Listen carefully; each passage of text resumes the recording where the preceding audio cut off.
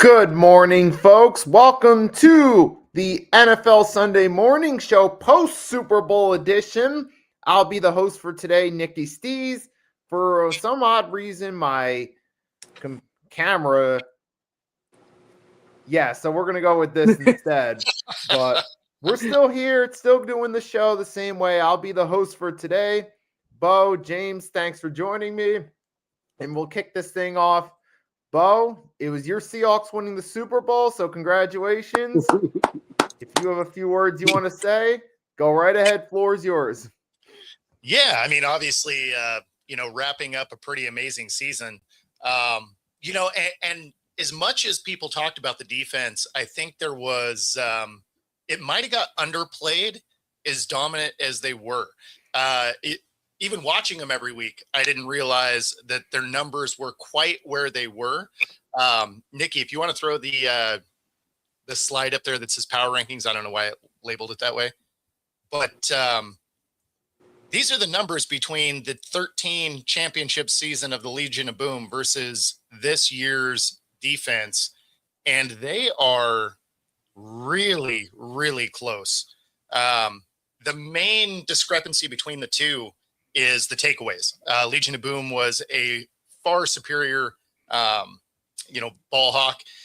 But otherwise, you're looking at 14 points for 17 points a game.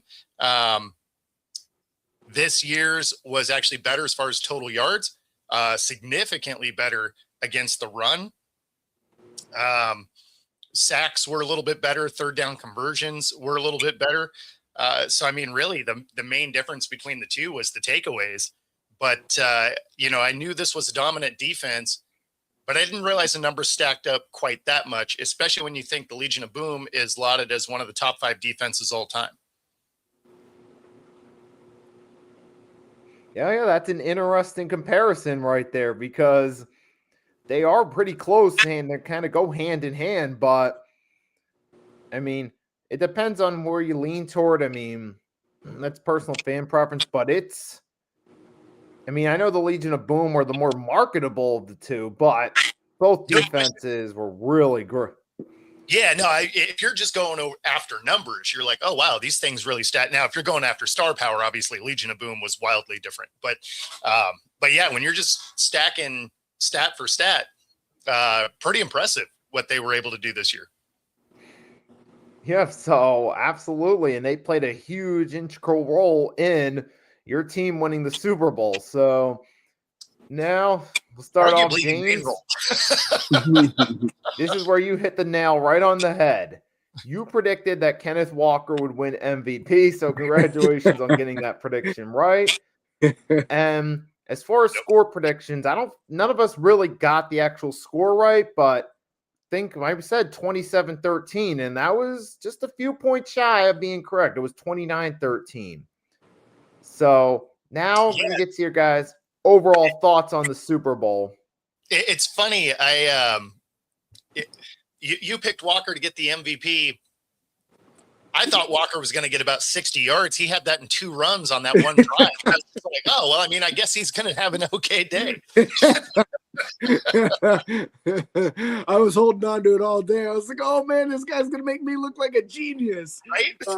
Especially for any of you that watched the show last year, too, because last year I had Cooper DeJean getting 2 pick sixes, and he ended up getting 1 pick six. So I was like, oh, I'm on a little bit of a heater right now on Super Bowls. Oh, yeah.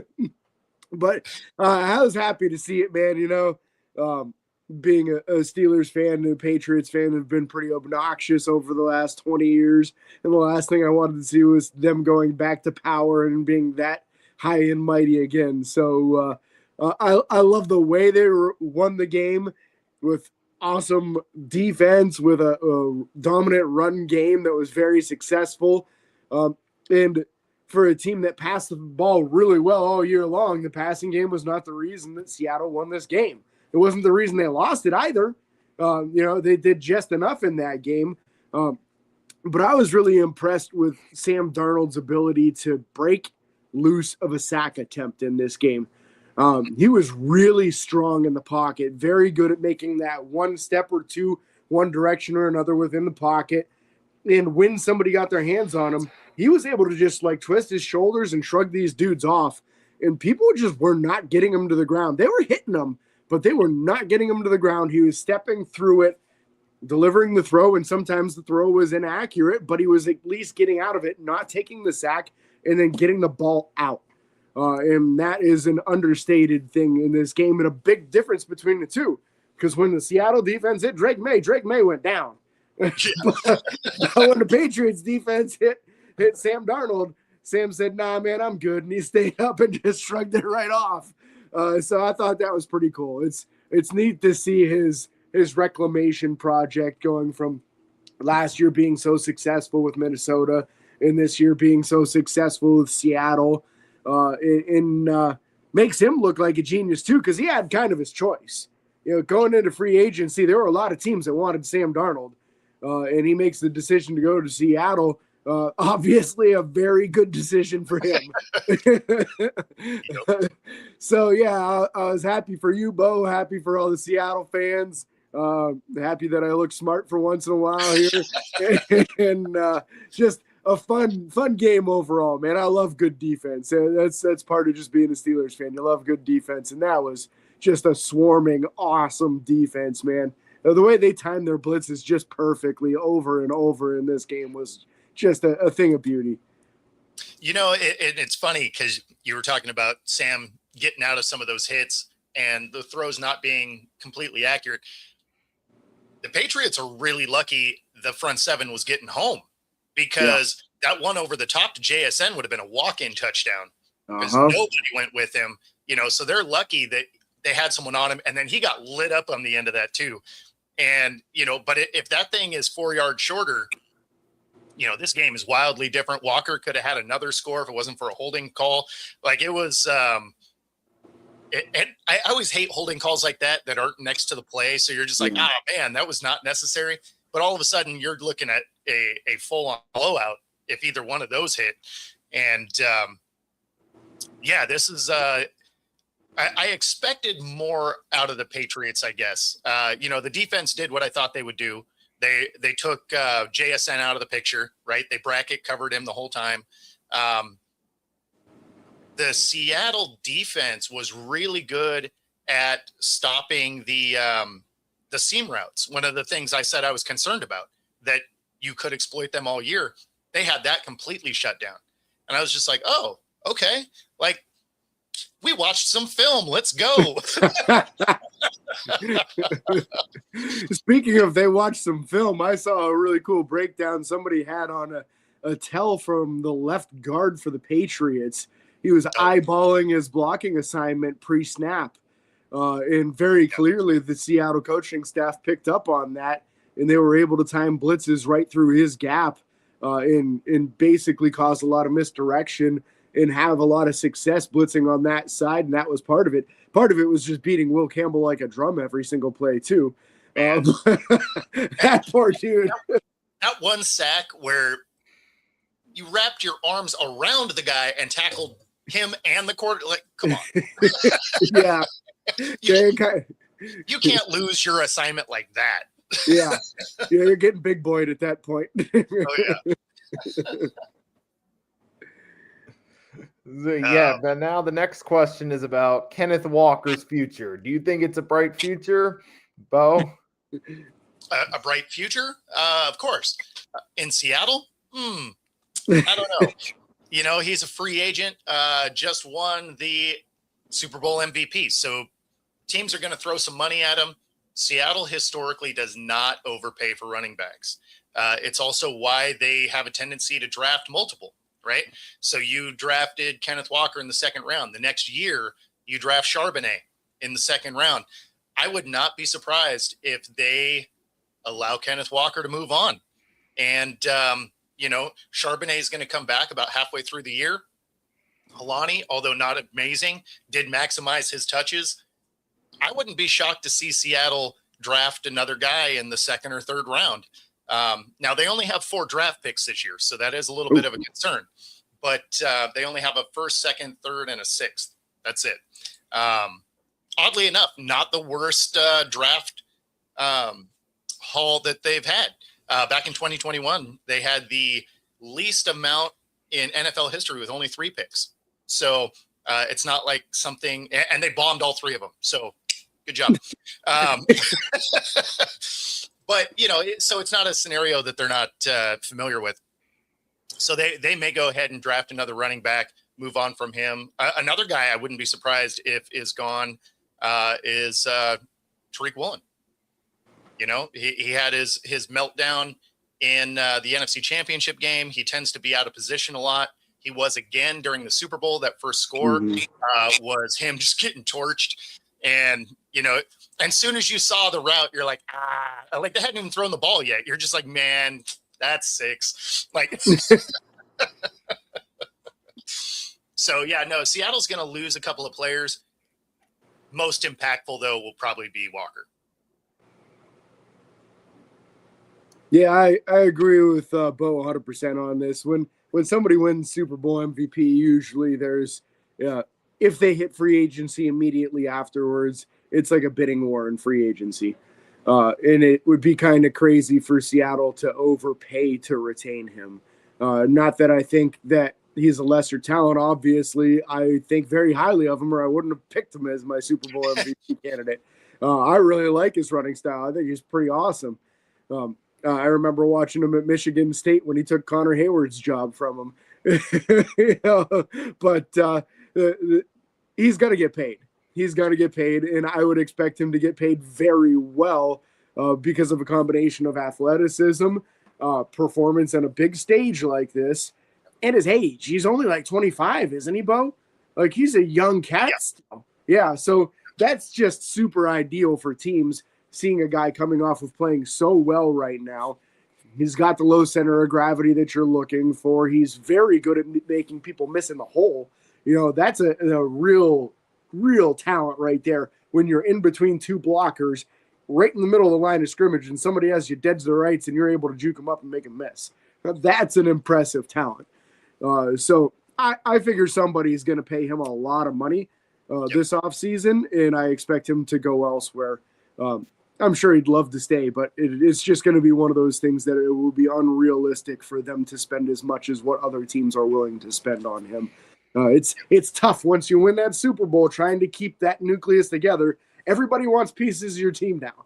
You're just in the biggest spotlight on the planet, really, and everybody saw how talented all your guys are. So anybody that's a free agent, they're going to do their darndest to try to peel those key pieces away. And some of them you just kind of have to let go. But, yeah, I mean, Charbonnet carried a lot of the load this year anyway, right?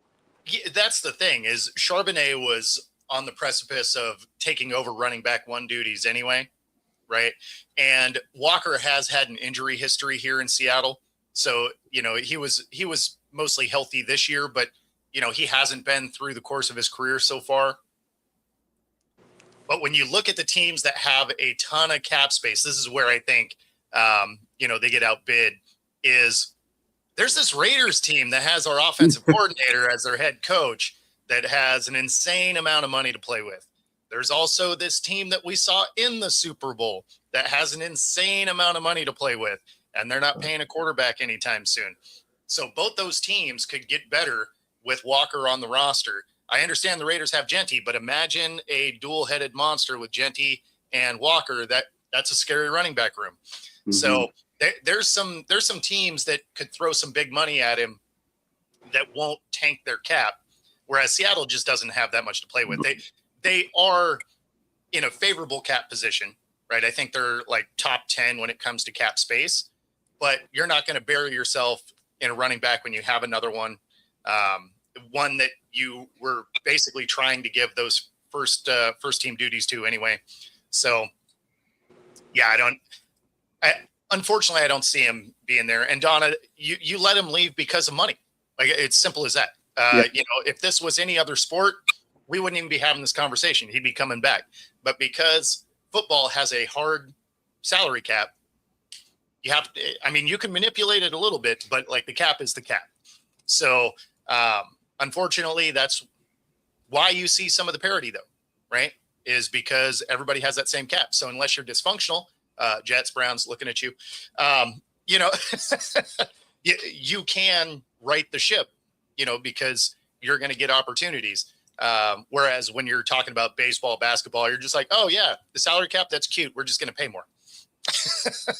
And there's always teams in the league that try to circumvent the cap and do crazy thing with dead years at the end of their contract and stuff.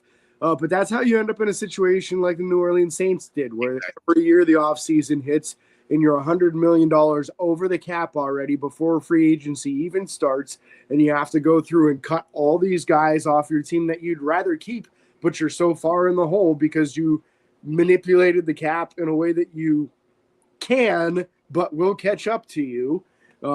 Once it caught up to New Orleans, they haven't been able to really form a good team since.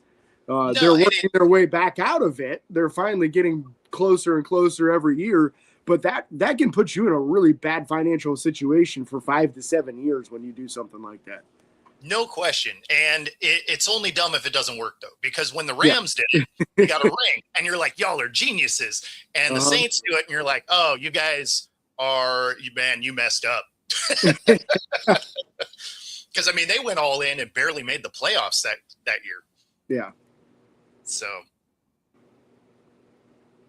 Yep, and well, for Kenneth Walker, we just got to see. It's just kind of a shame, but that is the business side of it, and that's the new normal now.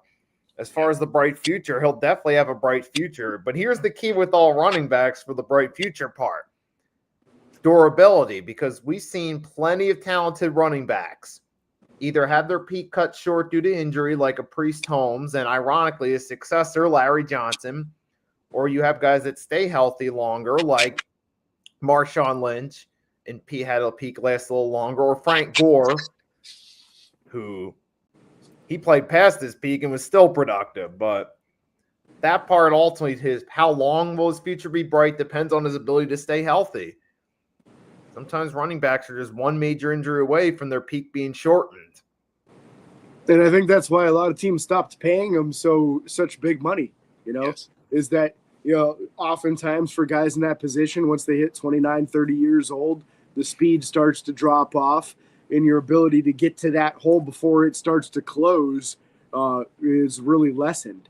And that's what it's all about, is getting to the hole and through the hole before those linebackers or safeties can get there and close it.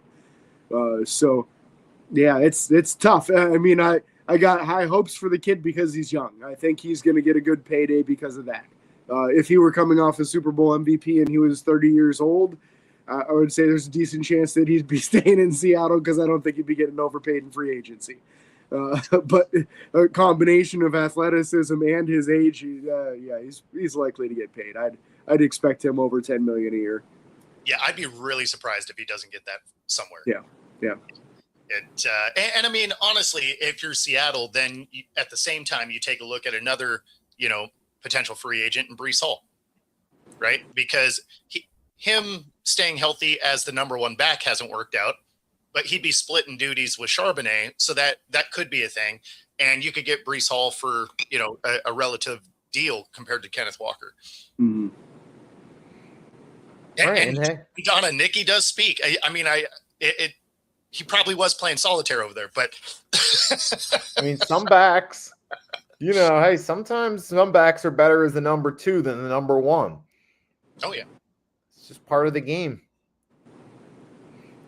But now we move on to the next question. Was this a boring game, or was this a good defensive game?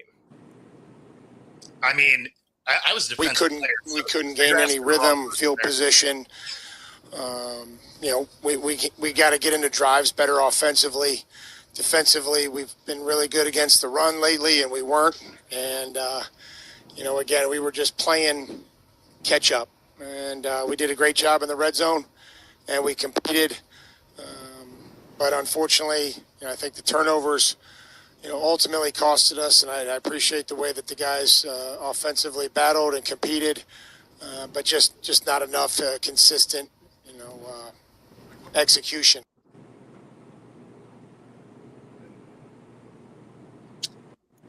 Yeah. Yeah. I mean, I honestly thought this was a way more lopsided Super Bowl than the score indicates. Yes. Because New England scored all their points in garbage time at the end of the game. when Seattle was no longer in need of being as aggressive as they had been the whole game. So to me, it was a dominant defensive performance, and I like seeing those. I love seeing a blowout when it goes in the direction that I like it going. So I don't mind that one bit either. I didn't need it to be a competitive game the whole way through to be able to enjoy it. I think the first half of the game was probably a little less exciting for the casual football fan because most of the scores were field goals. The Patriots couldn't get anything going at all on offense. So if you're someone who needs touchdowns and big plays in order to enjoy a game, that first half was probably pretty boring to you. But yeah, you needed to stay and pay attention because it got a lot better in the second half. It was funny because watching the first half, you had all those kicks by Myers. You go into halftime, I'm like, I think the kicker might get the MVP. I mean, he did end up setting a Super Bowl record of 5 field goals, which, that's wild in itself. Yeah, we had some real conversation about that on our Steelers show when we were recapping it yesterday. That that should have been a very real possibility. Underrated too, I would say that punter for you guys, man. How many times did you guys pin them inside the 5-yard line with a coffin corner punt, or downing it inside the 5 with one of the coverage guys, a gunner or whoever it was that got down there first? So overall, the special teams were dominant for Seattle in this game. Just very, very, very good.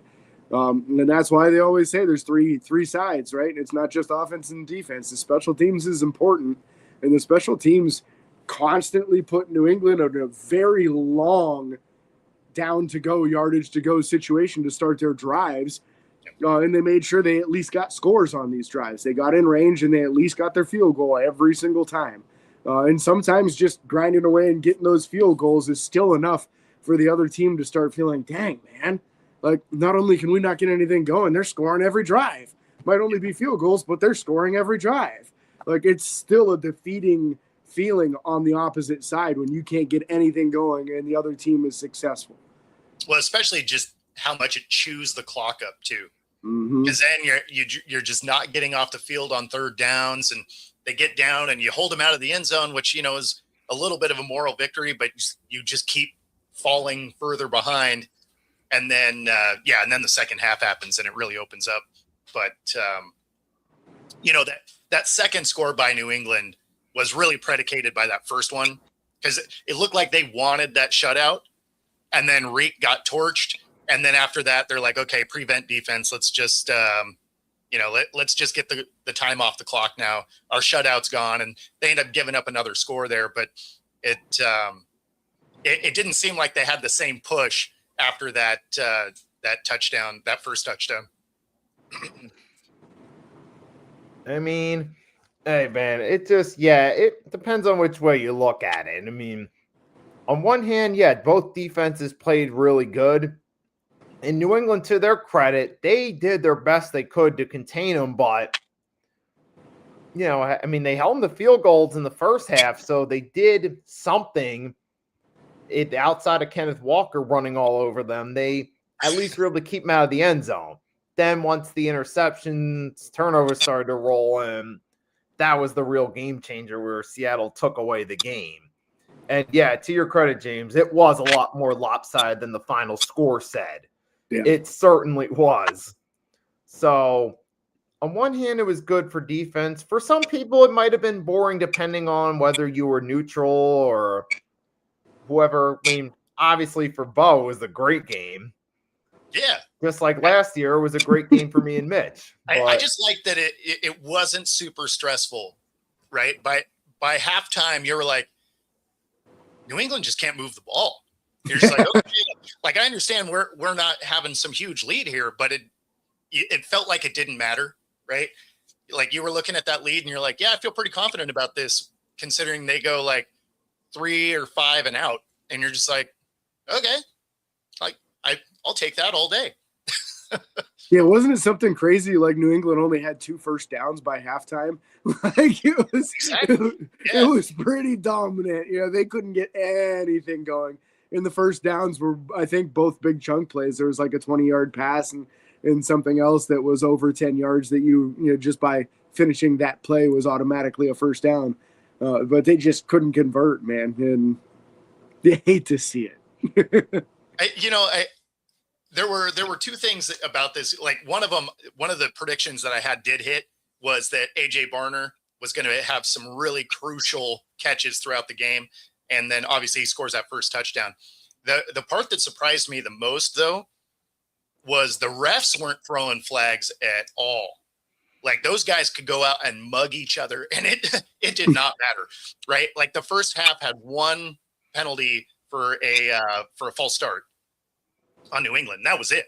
And then in the second half, I mean, there was a few of them, but I mean, Job doesn't get one throwing Diggs to the ground after the play. Like that should have been a personal foul right there. And then punches him in the face. I don't know how he's still in the game.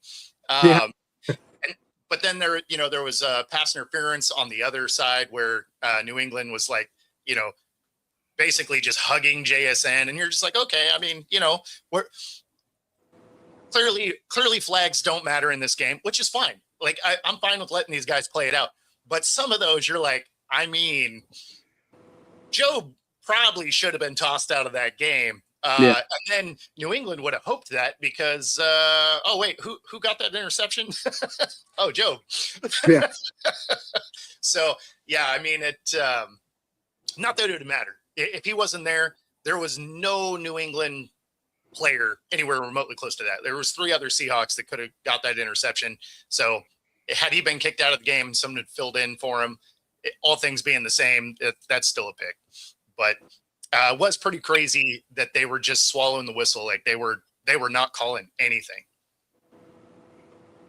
I'll tell you what, I'll take that over referees deciding a game, Oh, no question. No, nobody wants that nonsense. So as much as we want to see people being able to do their job, it's the fine line. It's such a tough thing to walk. But yeah, I hate seeing a wide receiver get like blatantly pass interfered with and not even be able to run his route. That stuff's annoying. Yeah, when they're like this and you're like, I feel like you might be impeding his progress. Yeah, like, it's just by the rule. I think that's exactly what it is. Yeah. No, but I mean, if they're doing it on both sides, then I don't care. Yeah. Right? Like if your refs are out there and they're just letting them beat each other up, but they're calling it the same either way, cool. All right. You know what the expectation is. Honestly, even if you're calling ticky-tack calls, as long as you're calling it the same way all game, I don't even care about that so much because you know what the expectation is. It'll be annoying, but you're like, okay, I'm not going to get away with this today is what it is. It's when it changes throughout the game. That's when it makes me mad. It's like, okay, this isn't a call all day. Final 2 minutes. Now we're just throwing laundry like nothing else. Like, come on, guys. But fortunately, we didn't have that in this game. Yep, they just let him go out there and play, and that was one of the positives of it. But now this goes out for all the critics about the game being boring. Would we have gotten a better Super Bowl if the Patriots weren't in it? I mean, it would have been different. Like, obviously, you're meaning if the Broncos made it instead. In that assumption, you probably also have Bo Nix in the game. So maybe would have been better. You got to keep in mind, the offense for Denver wasn't good, right? Like 3/4 of the game all season, they were a 24th to 26th ranked offense. Like they were terrible. They would just come back in the fourth quarter and win games because their defense was good. New England had a good defense too. So, I mean, I don't know that it would have been wildly different. I think whoever came out of the NFC was probably going to beat any of the AFC teams.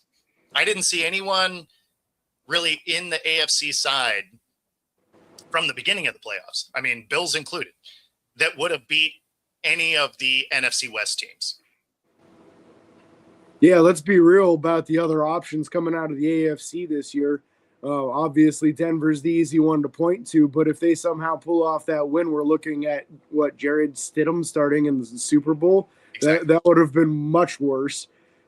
If Houston makes it in, the way C.J. Stroud was playing in the playoffs, we probably would have seen a record amount of interceptions thrown in. For real. So I don't know that would have been any better.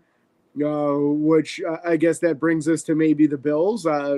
It'd be nice to see the Bills actually play well late into the playoffs for once, but we haven't seen that either. The Chiefs were eliminated in November. I mean, the AFC didn't have it this year. Exactly. No, and that's why I say, like, and if Seattle wasn't in it and it was the Rams, like the Rams would have run rough shot off those guys too. Yeah. And the Niners, I mean, you didn't even need a pass rush for half of the teams from the AFC. So, in fact, I think even the Bears probably could have done a pretty decent job. That probably would have been a better game, right? Because Caleb Williams is also inconsistent. Yeah. So the Bears made it, and it was still New England, or maybe, New England's probably still your best shot there. That probably would have been a better battle. I still think it would have been a defensive game because neither offense can figure it out.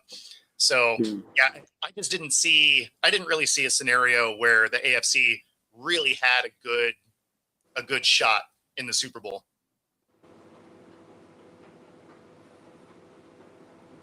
And now this goes on. What moves would you like for your team to make? Moves would you like for your team to make it to the Super Bowl for this upcoming season? Oh, go ahead, James. Yeah, I think it's a much bigger project for Pittsburgh. Bo can just say, "Russ, he's good." I wanted to give you the most amount of time. I appreciate that. There's some definite moves Pittsburgh needs to make here. Number one, they're going to have a hole at left guard because Isaac Seumalo is a free agent, so they need to address that. I would like them to address that fairly high in the draft. The glaring thing is wide receiver number 2. Teams that double team DK Metcalf basically shut down the Steelers offense. So you have to have a number 2 wide receiver who can take over in those situations and outperform most CB2s on most teams. I don't want them to do this in free agency. I want them to address that in the draft as well. I'd love a first or second round wide receiver.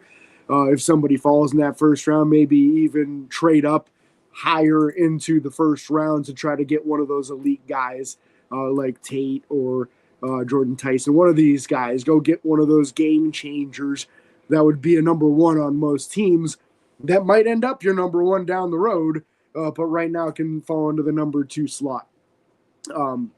Those are kind of 2 of the bigger things for me. They got to get younger at safety too. The safety room's a problem for them right now. Jalen Ramsey had some good games as a free safety, but everybody else that was on the roster last year was either a 30-year or older strong safety, or Deshaun Elliott was the best one in the room, but he missed most of the year injured. He'll be back next year, but again, he's also a strong safety only. So they've got to address that safety room. And I think with a legitimate wide receiver number 2, you ought to be able to keep a well-rounded offense going. But I expect Pittsburgh to address the wide receiver room pretty heavily in the draft, at least twice, maybe 3 times, because they have 12 draft picks.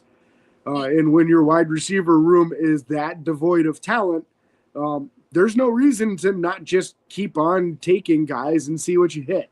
It has worked for them in the past. The year that they drafted Antonio Brown, he was the 6th round pick. He was the backup plan, though let's throw a dart at the board. Emmanuel Sanders was the 3rd round pick that same class. Emmanuel was plan A. He was the guy that was supposed to be your number 2 wide receiver, and very quickly they figured out that Antonio Brown was a better talent. But I think this is definitely one of those years that they need to address that position early and often, especially with a Mike McCarthy offense where he runs a lot of 3 wide receiver sets. If you're going into the season with 1 legitimate wide receiver option and a bunch of question marks, you need to fix that if you're going to be throwing a 3 wide receiver set on a regular basis. Well, and you really can't have a 3 receiver set that, he has a lot of timing routes. and your one receiver ain't that dude.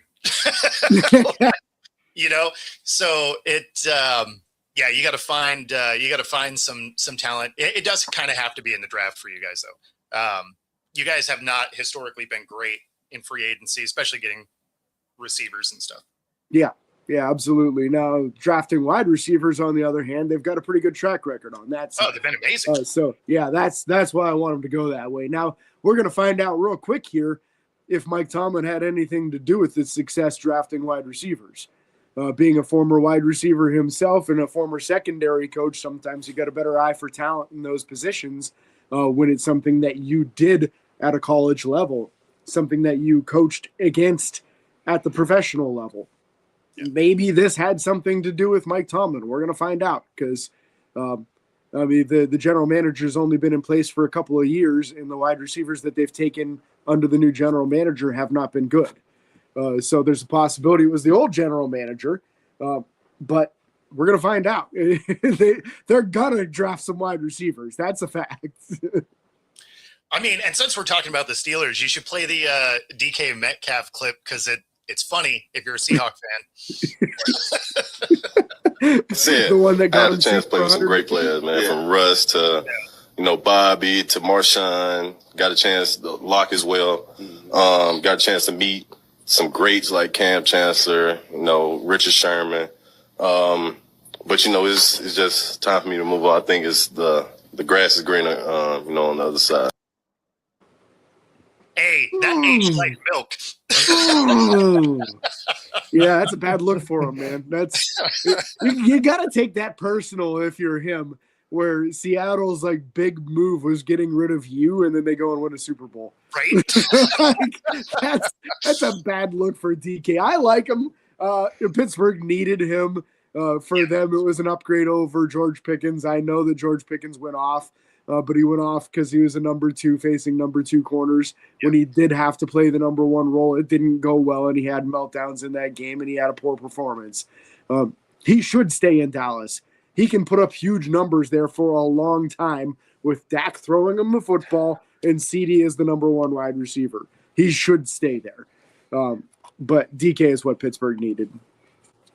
No, I'm with you. I just thought it was funny. And I put together the video just because I was like, oh, this will make me laugh during the off season. But and yeah, to your point, one of the main moves was obviously, it was cap freeing to get rid of him, right? Because it was going to be $31 million. But yeah, I mean, when you dump DK, you feel bad for Lockett though. Lockett's the only guy I feel bad for that they got rid of because he came in 15, so he just missed the last Super Bowl run. And they let him go so he literally was the entire time between Super Bowls was Tyler Lockett's career. Oh man. So you feel a little bit bad for him because you're just like, oh man. But he was also going to be a $31 million cap hit, so it made sense. But and then if you're Geno, you might take that a little personal too, right? Like you get shipped out of town, you go and play some of the worst football of your career with the Raiders. And the team you just got bumped out of that, you're just like, you're not paying me enough, goes and wins a ring. Man, that's rough. You got to wonder now, though, how much of Geno's success in Seattle was Geno versus a good coaching staff and wide receiver core. You have to wonder that. How much success has Geno had in his career outside of his year in Seattle? I feel like that was his best time as a starting quarterback was with you guys. Yeah, his 3 years with us, obviously the receiving core was great. The 3 years with us as a starter anyway. But at the same time, you got to give him credit for some of that because we also had one of the worst offensive lines in the league the whole time. Right? They were a bottom 3 to bottom 5 offensive line the whole time he was there.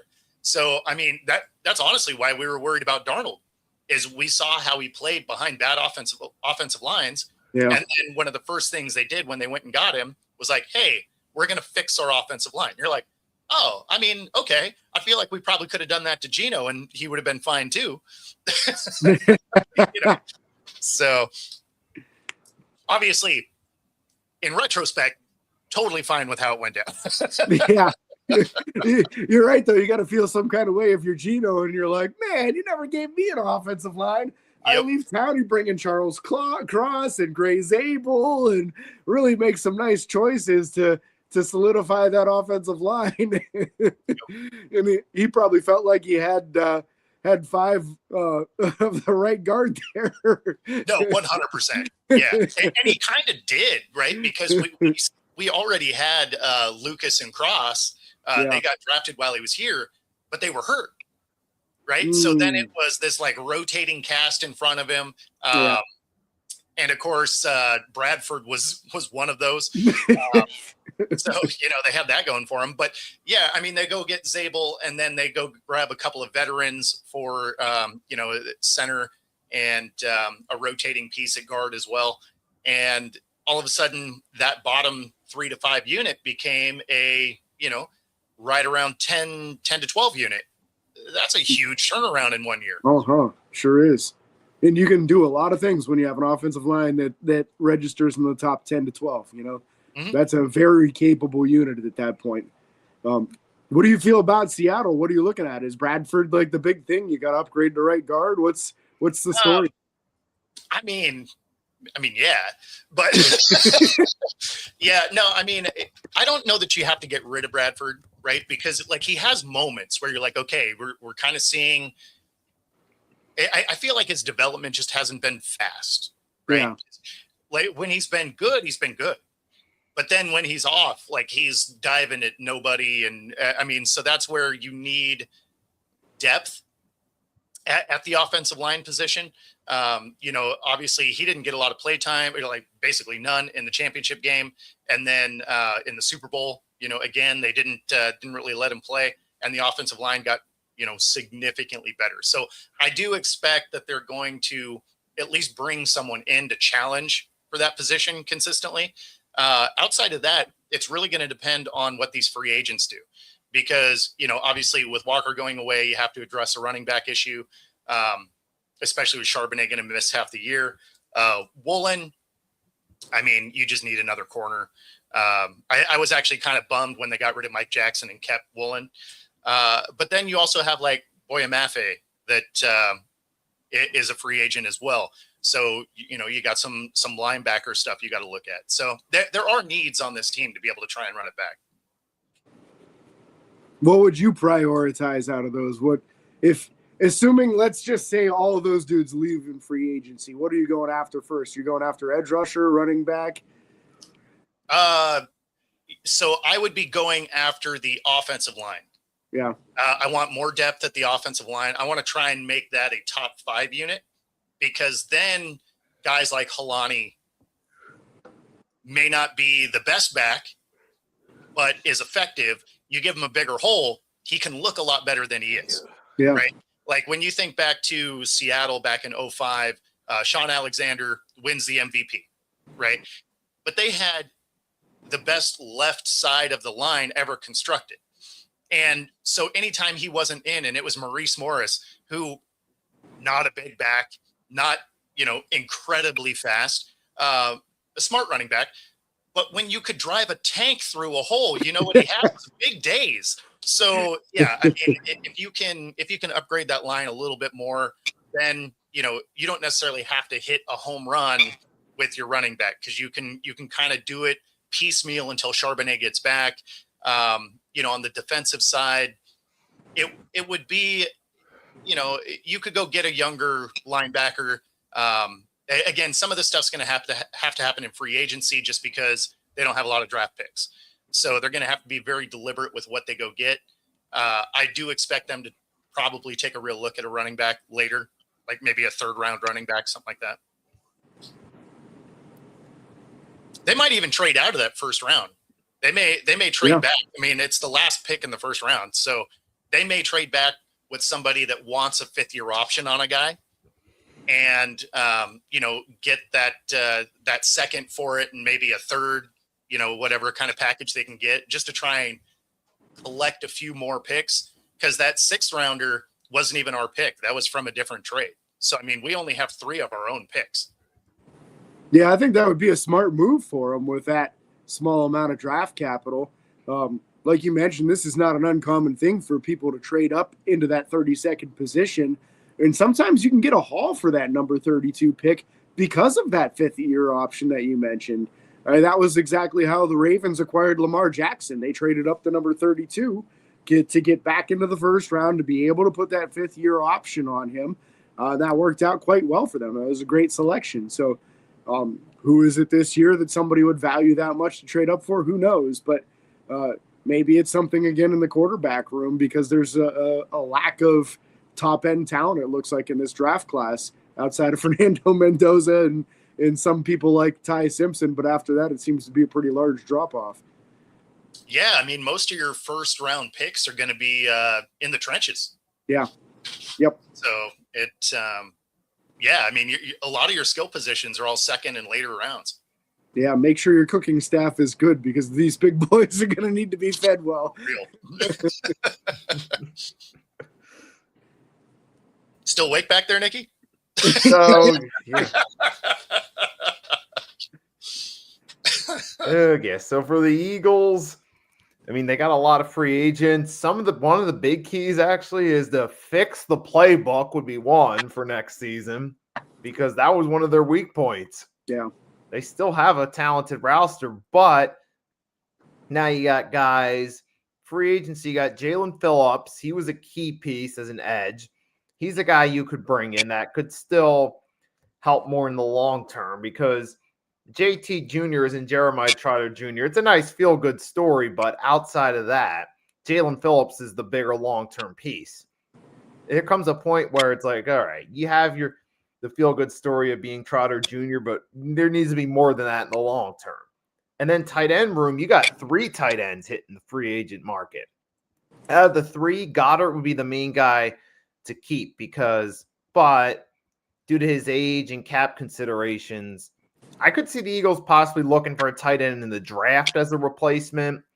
I'd have to look at some guys specifically because they might want to get younger and start fresh because Calaterra, well, we know he's not going to be the number 1 tight end as a reliable option. Mm-hmm. So I could see them maybe – I would like to have Goddard back, but due to the cap and him being a veteran, they might just want to get a younger tight end, start over, let Goddard go somewhere else. Best of luck in your future endeavors.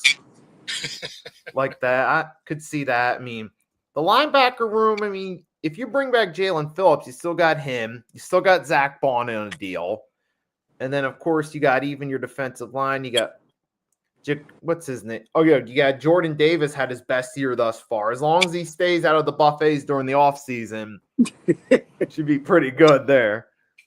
Although you got Nakobe Dean. Although here's actually one position I would like to see. 2, actually. Defensive back, improve that secondary room. Either find a quality guy or draft someone to help. Because outside of Quinyon Mitchell, who do you have that's a reliable option? Definitely not Keely Ringo. Cooper DeJean. I mean, he's a safety, though, too. You need a number 2 corner that's at least reliable. Yeah. And Adoree Jackson wasn't, I mean, he was more seasoned, but he wasn't that much better than Keely Ringo, really. And then here's another one. We'll save this for late in the draft. Get a new kicker to replace Jake Elliott so you don't have to go for 2 or go for it on 4th and 2 in field goal range anymore. Because, yeah, Elliott was good while last, but they need a new kicker, though. And you can always find one of those at the end of the draft, so that should be an easy fix. Unless you're New England, then that's the 1st or 2nd round guy. And the Raiders, too, once in a while. Yeah, exactly. Oh, yeah. Let's not forget Sebastian Janikowski. Hey, that one worked out, though. That one worked out.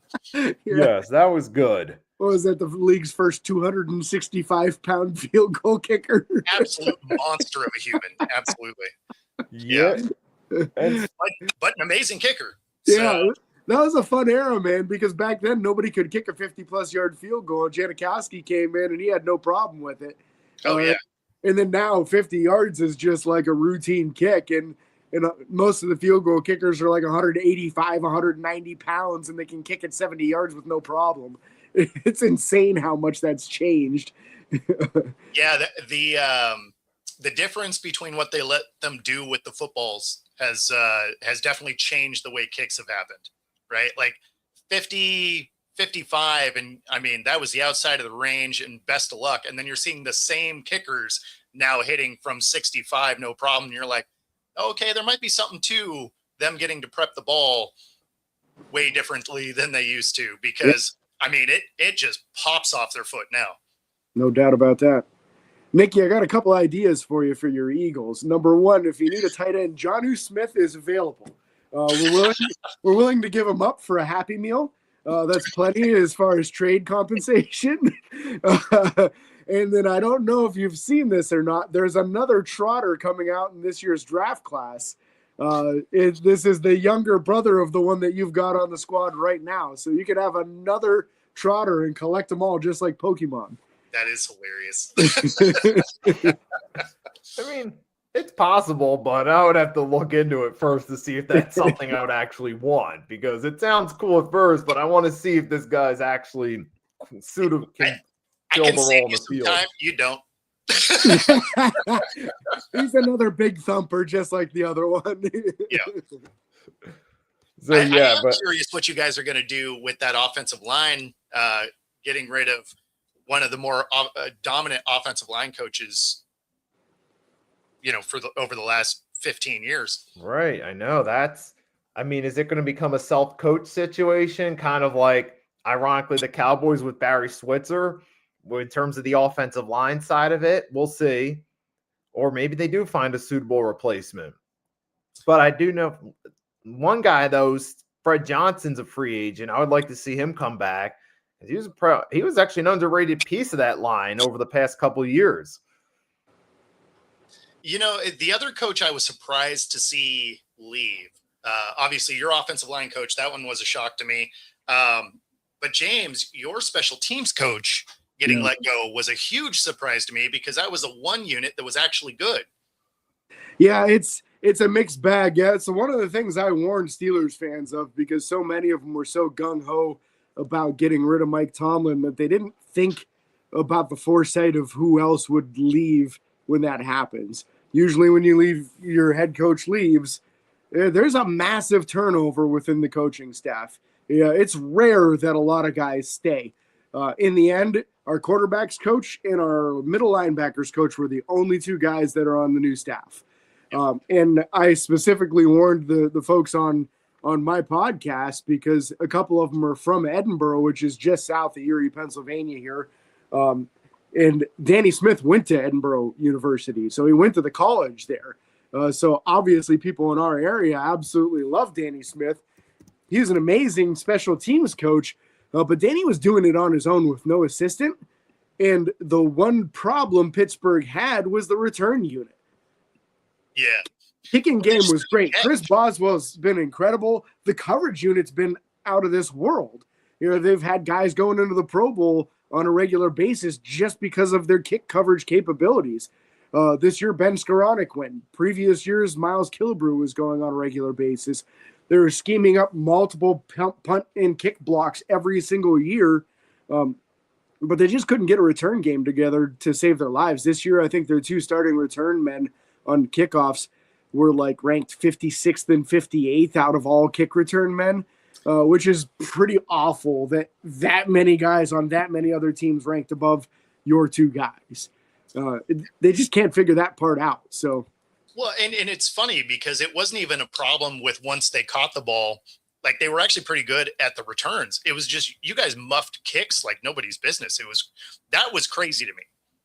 And I don't know that that's even a coaching point. You got to catch the ball. Yeah, they made a calculation at the beginning of the year, assuming that the rookie running back Caleb Johnson would be able to handle kickoff returns. Obviously, we found out in the Seattle game that he just couldn't handle it at all. He had a couple times where he fumbled the ball and then decided in the Seattle game he just wasn't even going to field it and let it go over his head. And you guys get an easy touchdown off of a kickoff, which is just an unheard of thing. That was wild. Yeah, he just decided not to even go for the ball. So after that point, they went with Kenny Gainwell and Jalen Warren as their kick return man. So now your two starting running backs are your kick returners, and neither one of them is at their specialty. It's just they needed guys that would be able to field the ball cleanly and at least go get 20 yards. So that's all they cared about at that point. But now you're talking about not having anyone who has any concern of breaking a kickoff return. It was never at any point in time this season that anyone was ever worried about our kick return unit breaking one against them. Just send your guys down there and you'll get them by the 25-yard line. Like it was so they have to address that this offseason. They have to get a legitimate return man or two so that you're not marching your top running backs out there. Yeah. No, absolutely. I want to see Caden Weejet from Iowa, man. I want to see that kid returning kicks for us. I'm surprised you guys didn't have MVS doing it. Like you got him. He's a speedster guy. He's not great when it comes to, the passing game anyway. So I don't know, his catch percentage is like 50-50. So I don't know why you wouldn't have used him in that instance, because he would have been great in that way. But they're just like, yeah, you know what? Your hands are like stone. So I guess sit down, which is funny because the guys you sent out there, kind of similar. I don't know. It seems like I would have given MVS at least a few tries at it. I would have liked to have seen anything different, honestly. That's fair. That's fair. At one point in time during the season, they brought a practice squad guy up by the name of Kayshawn Williams, and he had a couple of exciting returns. But then I think he ended up having a fumbling issue, so they just released him and moved on in that direction. So, MVS didn't give us anything on offense, so it would have been something, at least if he was able to return some kicks, that would have been nice to. You don't want to start your offensive drive off with both of your starting running backs, your number one and number two, you're basically splitting the ball 50-50 between. Both of them are already tired because of the kick return. Exactly. Like, that's just not setting yourself up for success at the beginning of your drive. Yep. Absolutely. I know we're close to the end here, so you should play the full Ernest Jones clip just to wrap this thing up on a funny note. And then we do have a few trivia questions after that. These are kind of easy ones. Oh, no. Do the trivia questions first. All right. So here we go. This one. Which quarterback was franchise tagged twice by Washington before leaving in free agency for the Vikings in 2018? Oh, that's Cousins. That's easy. Yeah, Kirk O'Shea. Exactly.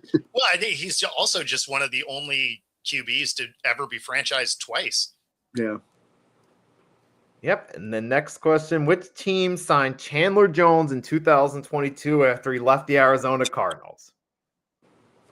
Was that when he went to the Patriots? It was more out west.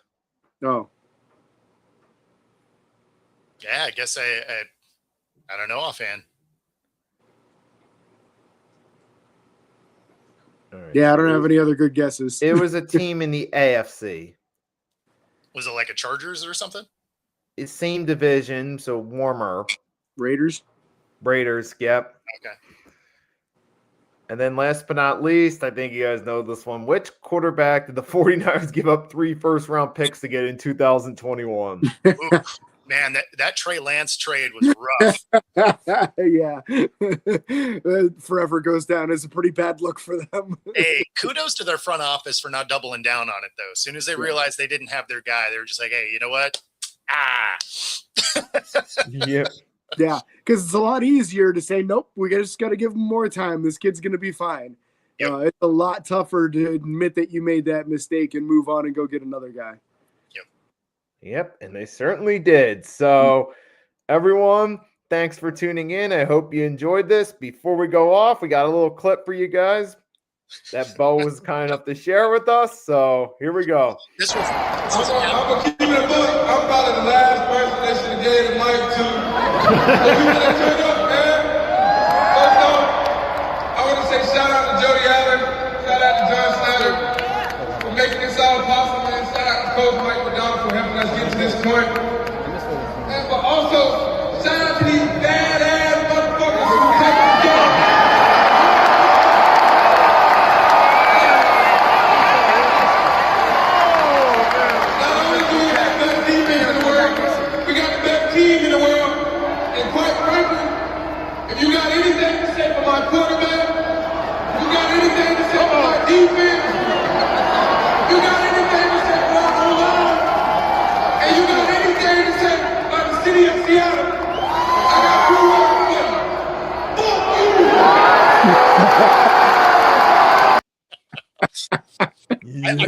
was a good way to wrap up the Super Bowl show.